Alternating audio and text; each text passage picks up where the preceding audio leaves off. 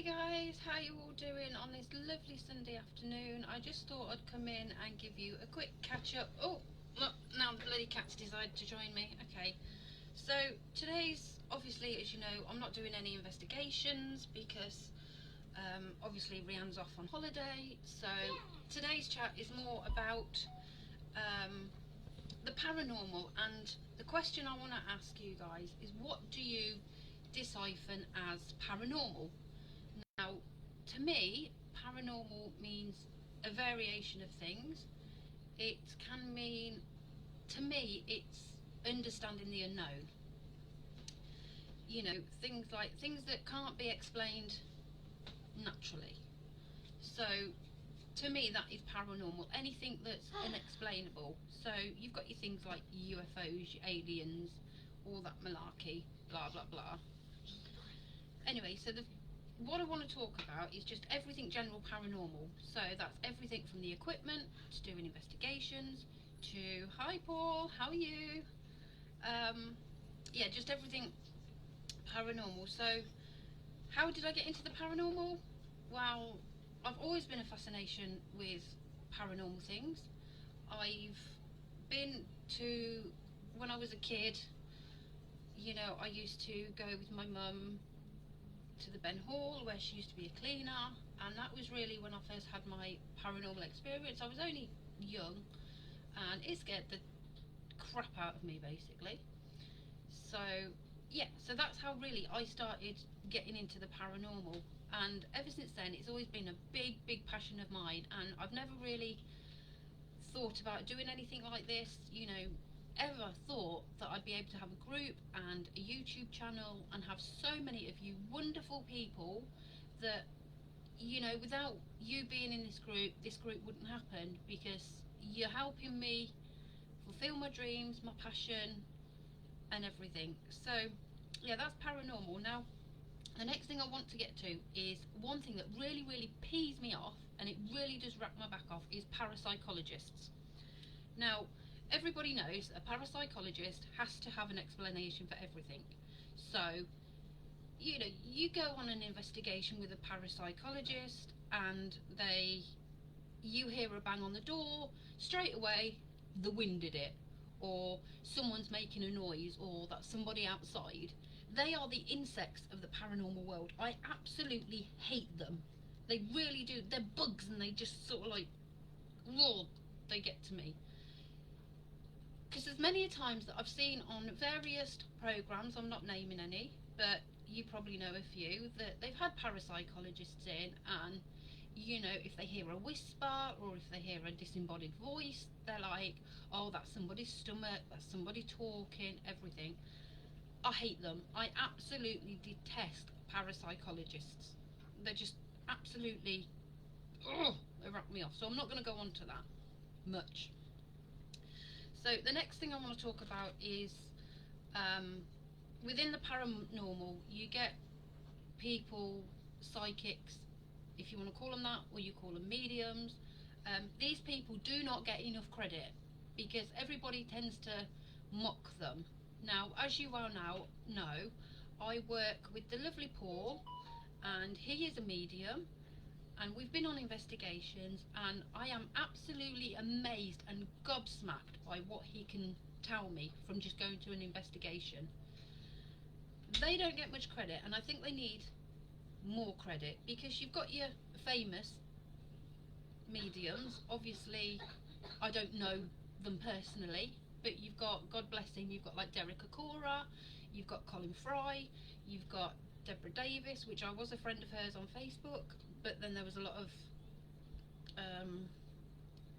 aminosity, if you want to call it, and so she just decided to bugger off, which is fair enough. I've got no problem.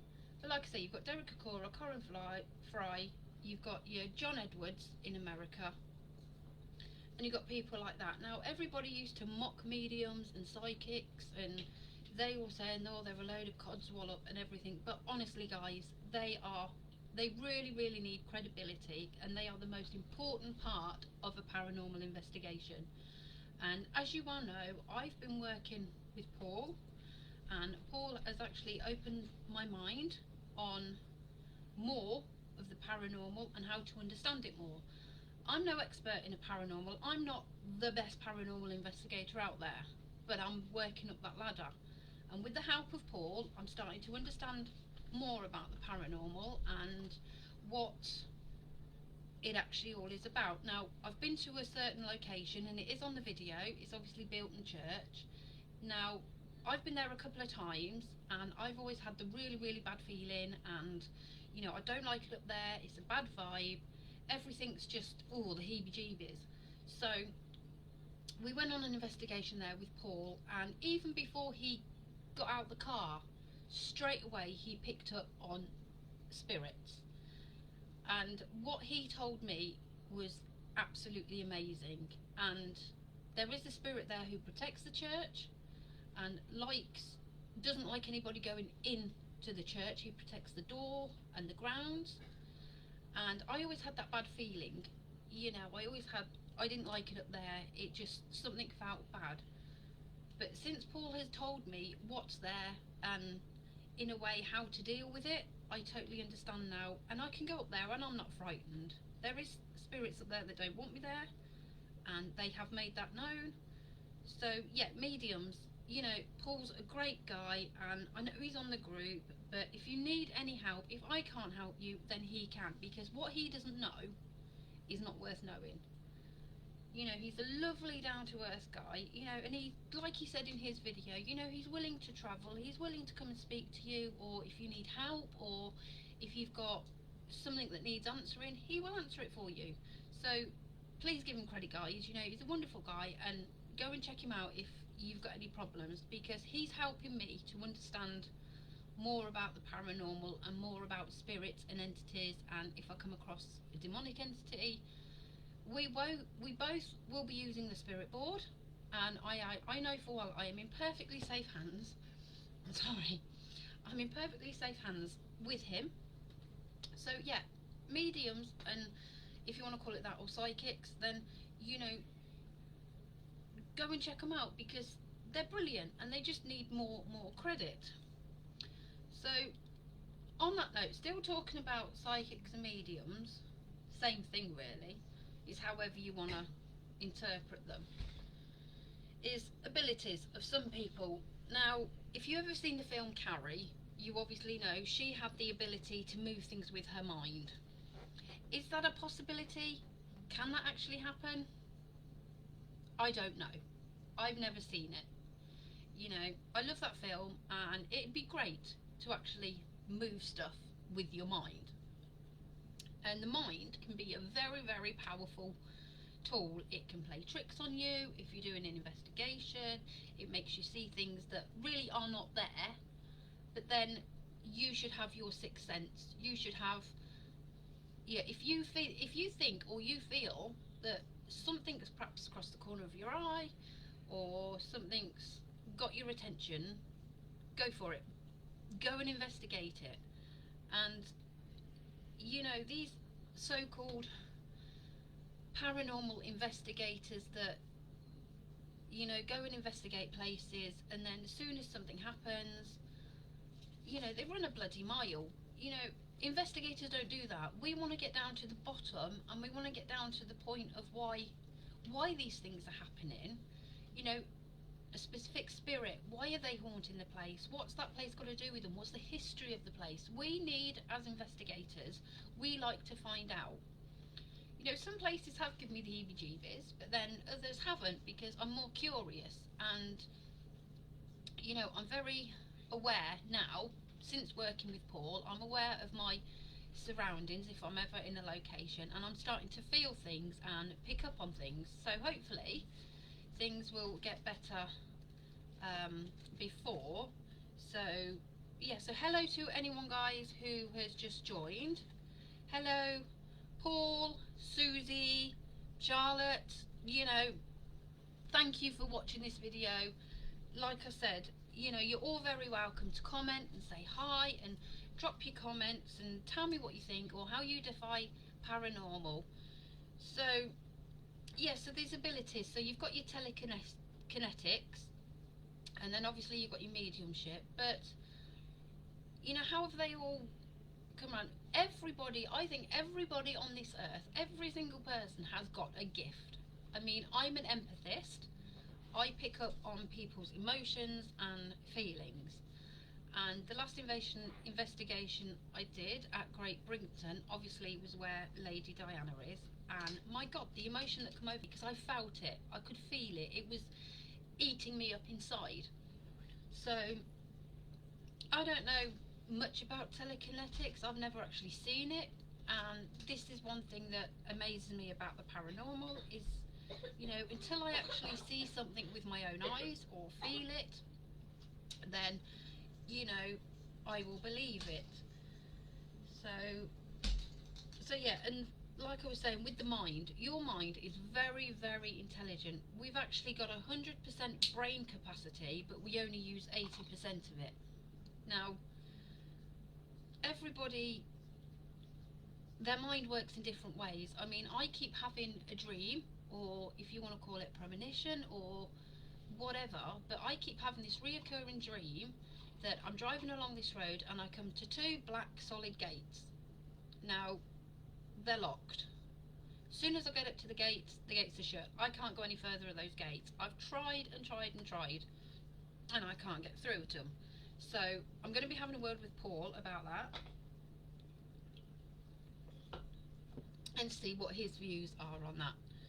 So then we go on to the different kind of spirits. You know, how can they manifest themselves? How do they manifest themselves? Well, spirits need energy, and not all spirits can get that energy.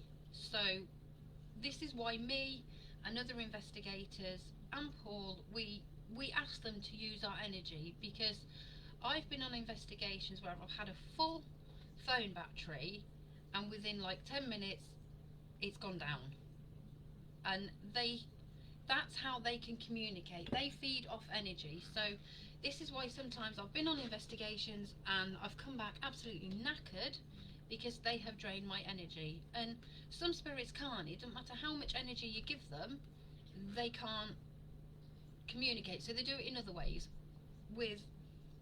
They can manifest themselves if they've got the ability to do it. So you have your things like your orbs, which most people decipher as dust particles, but orbs are different. Orbs are little balls of, if you want to call them cotton wool, that they will move in different shapes, they will move in different directions. Where dust normally just comes down like a red snowfall, orbs are different. And they can also be things like little balls of light, that you see little balls of light flashing around. And spirits can just sort of like manifest themselves. They can move stuff, they can, you know, make themselves known in their own special way. Ow! Sorry guys, just bear with me a second. Right, so the next thing is there's the spirits themselves. So these could be anything from your angel spirits to your demonic spirits to your poltergeists. Now, there's so many different spirits out there. You've got, like I've just said, you've got your angels, you've got your demons, you've got your poltergeists, and you've got your shadow people, your shadow figures, your shapeshifters, you've got your dark-eyed children, you know, all things like that. So there's all different spirits can manifest in different ways.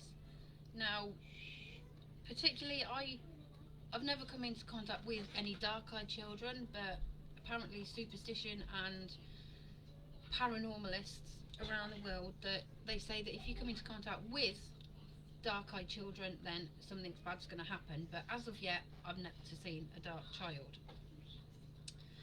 Now, going on from there, you've got your angel spirits. So some spirits are there, you don't know they're there, but they are there.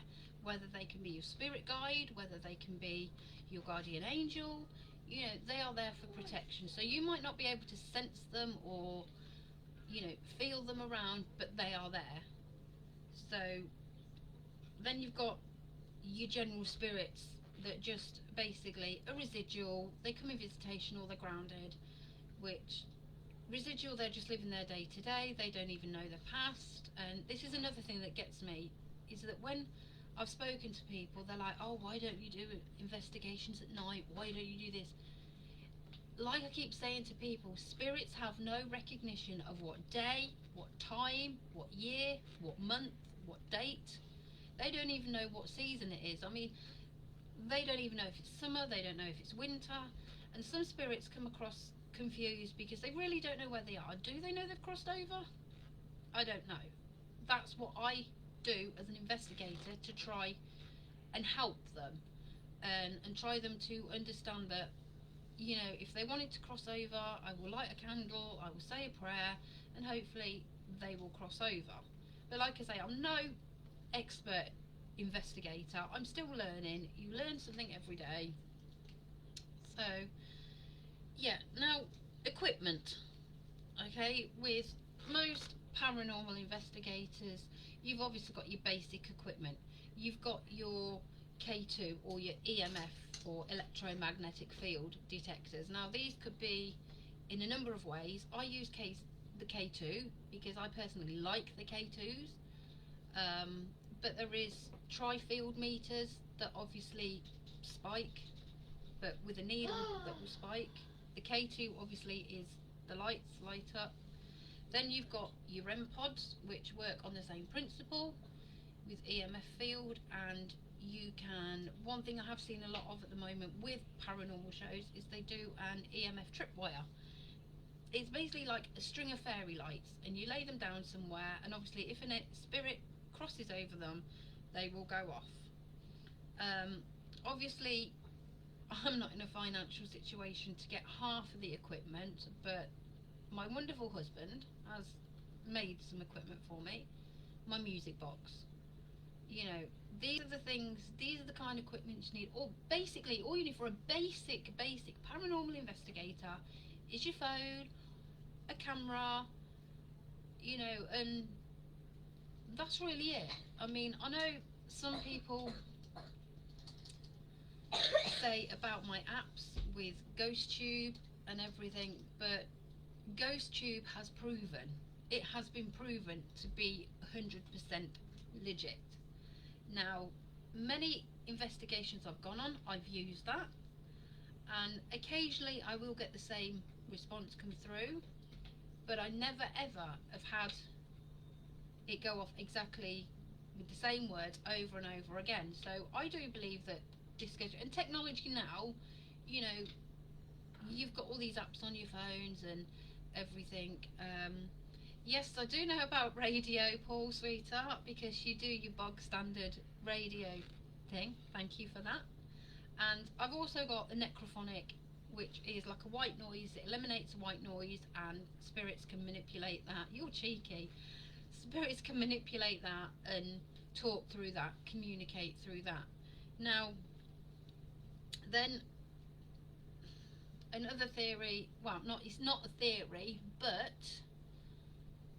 is skeptics. Now, I know there's a lot of people out there that don't believe. Well, actually, do they not want to believe, or they do believe but they're not just saying that they believe, because people will probably think they're stupid and everything. But you know, if you're in a particular location, which I've done it, and Richard has found this out himself, because he was very much a skeptic. He really didn't believe. But when he's been on investigations with me, the things he has heard, he can't even explain them. You know, like the other day we were at Napton Church, you know, he couldn't explain where all these creaks and everything were coming from. And I know when I've probably done investigations, you know, you guys probably think, oh, you know, they're deliberately making a noise or they're making something move. We're not. I'm not. And it would be nice if people from the group did come out with me so they can experience it for themselves, because at the moment you've just got my word. Napton, the other day, I came into contact with the Reverend Samuel, and he did, when I asked him to reach out and touch my hand, I had a very, very cold area on my hand, and it felt like, you know, if you touch a TV aerial, you get like that tingling sensation. Well, that's what it was, but it was a cold sensation, as if you've just been sprayed with, you know, like a deep freeze spray or something like that. So, you know, everybody's got their own beliefs. I mean, I do not believe in UFOs and aliens. I mean, come on, for God's sake. Until I actually see something like that, I won't believe. So you could say I'm a skeptic in that. I don't believe 100% in UFOs and aliens. You know, they are just too many Men in Black films, if you want to call it like that. I do not believe one moment that there's such things as UFOs. Yeah, there's probably aircrafts that we can't decipher as aircrafts, because technology and everything today it's getting better every day. There's always something better. There's always a better plane. There's always a better drone. There's always something better. And so, an alien abduction, no, I just don't go there. And it's like the jury's open on Sasquatches, or aka Bigfoot. You know, do Bigfoots really exist? The jury's out on that. Like, again, I've never seen it. You know, if I could go to America, Alaska, Canada, wherever they are, you know, I'd like to go and see for myself. And that's the thing with me, I don't like believing in something until I see it for myself. And vampires, you know, we're all big fans of Twilight film. I am, you know, Blade, and, you know, From Dusk Till Dawn, all those sort of vampire movies. To me, it's all fantasy. Now, I'm sure there is people out there that totally believe in vampires and goblins and werewolves and whatever, but I don't. But everybody's different. Everybody's got their own opinion. So, yeah, that's it. And like the Loch Ness Monster, I've never been to Scotland or Wales. My geography isn't very good. So, I've seen pictures and I've seen media coverage and stuff like that about the Loch Ness Monster, but no, it just doesn't do it for me. So, the thing with paranormal investigation is that it's got to be something that you are really into, and it's something that you want to follow. Now, like I said, I've always been fascinated in the paranormal. It's always been a real fascination of me, and things like that. And hopefully I want to expand my investigation work. I want to do more work with Paul, and I want to get to know more about the different entities, and especially like poltergeists, because they are basically, poltergeist is noisy spirit. Now, they are not always bad. You know, everybody knows about the Black Monk of 30 East Drive. That is meant to be one of the most violent poltergeists in the world. I've seen media coverage, I've seen it on socials about it, and the house is pretty scary, and he does like he to be called Fred. You know, I haven't really gone into the background of the place. I know that it all started when Joe and Jane Pritchard moved in, and their daughter Diane and their son Philip. Their daughter Diane, this Black Monk, or Fred as he's known, took a liking to her, and obviously everything escalated from there. And to this day, you know, it is the most violent house possible. And as an amateur investigator, you know, I can't wait to go there, you know, and I will go there, but at the moment, obviously, I can't. So, anyway, so the conclusion is, basically, what are your views on the paranormal? What do you decipher as paranormal? It could be anything from having a sixth sense, having a premonition, having a deja vu moment. Deja vu. Just anything. really to do with paranormal is just let me know what and how you think the paranormal world is. And like I said,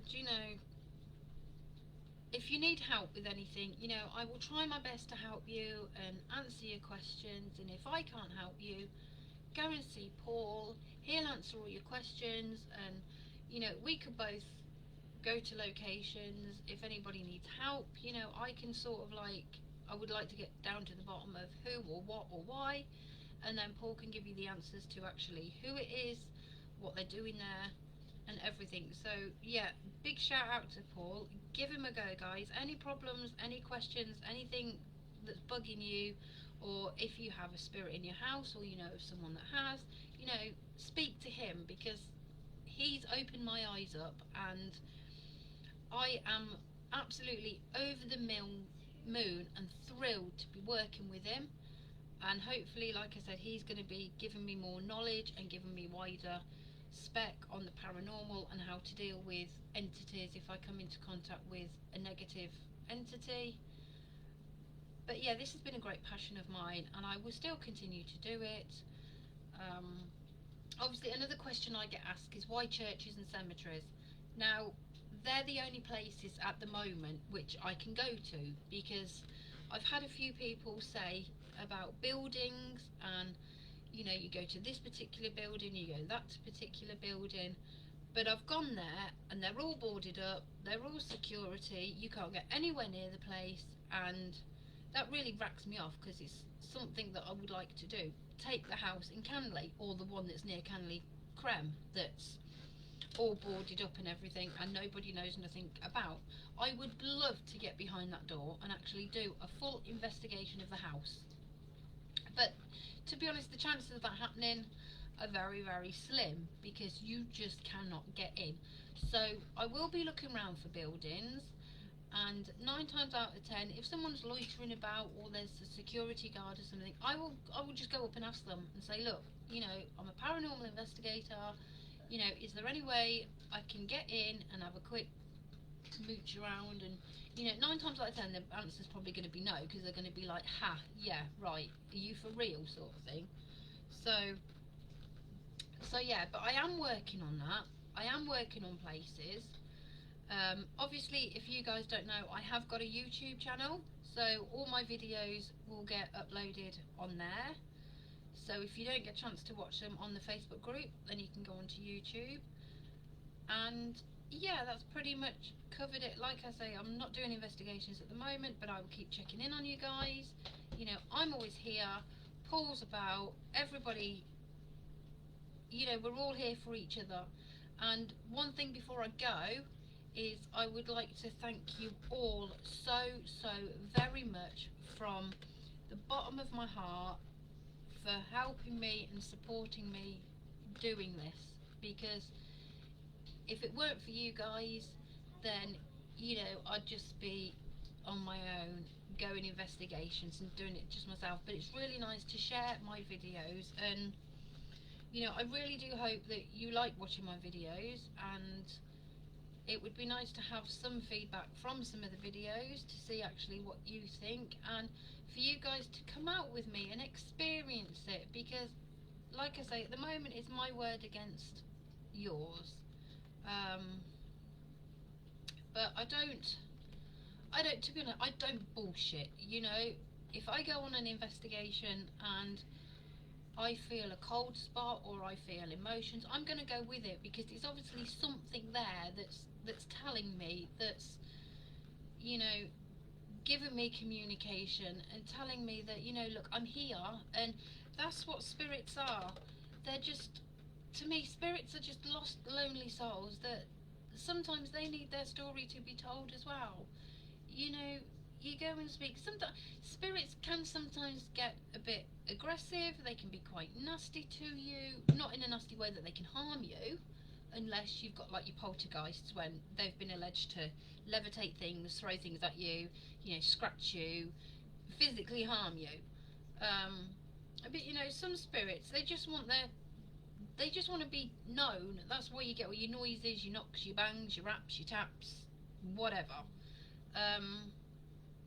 And just be open-minded, guys. You know, don't presume that everything you see is paranormal, because I don't.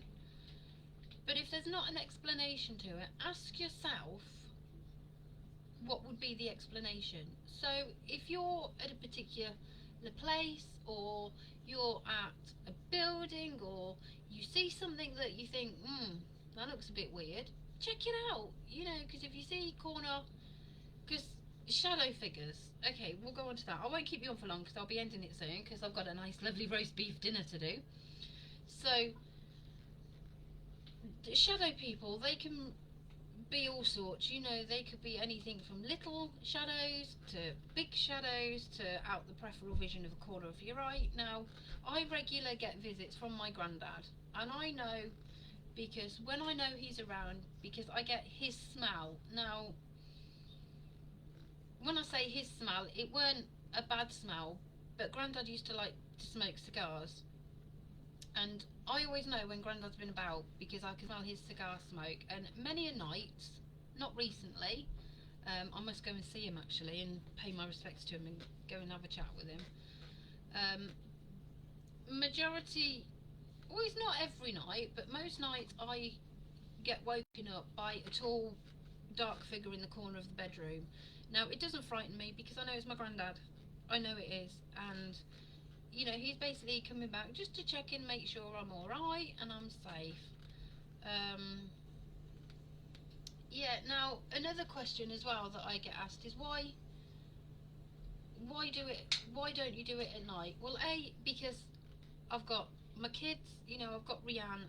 She has trouble sleeping at night. You know, I never know what kind of night I'm going to have with her. So, and it's not all about spirits at night. They say the best time to catch paranormal activity is between 12 midnight and 4 a.m. If that's what you want to do, go out at night, do it. I mean, I'd love to go out and do an overnight or a late evening, but at this present moment I can't, because I've got no one to look after Ree. I've got, you know, I can't leave her in the house. And yeah, so I will be doing that. I will be doing late night and possibly an overnight.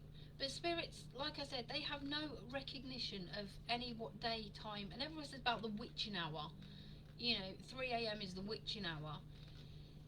To me, yes, paranormal investigating is good at night because A, it's quieter, B, there's less noise about, but then that's when your mind can play tricks on you.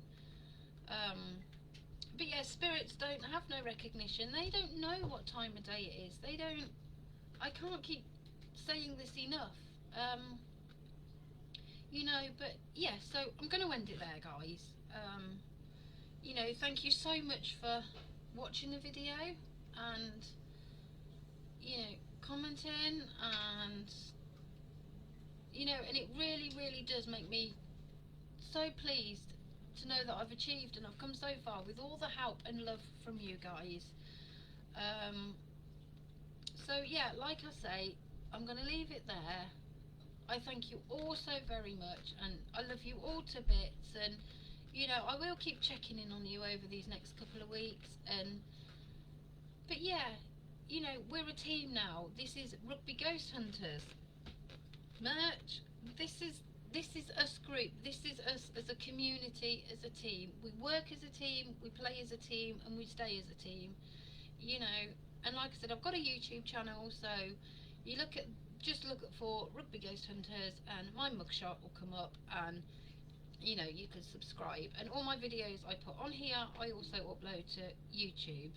So yeah, on that note then, I am going to wish you all a wonderful Sunday afternoon. Enjoy the rest of your day, and yeah, go on from there. So from me, and I've got a little someone there that she keeps hovering because she's frightened Mom's gonna sort of like disappear. So if you don't hear from me within a few months, you know, just check your EVPs, get your DVRs out, because I may be around. So yeah, on that note, guys, I'm going to leave it there and I'm going to say goodbye. So checking in with you soon. Rianne, move your hand out the way. So check in with you soon, and we'll go on from there. So love you all, take care, and I'll speak soon.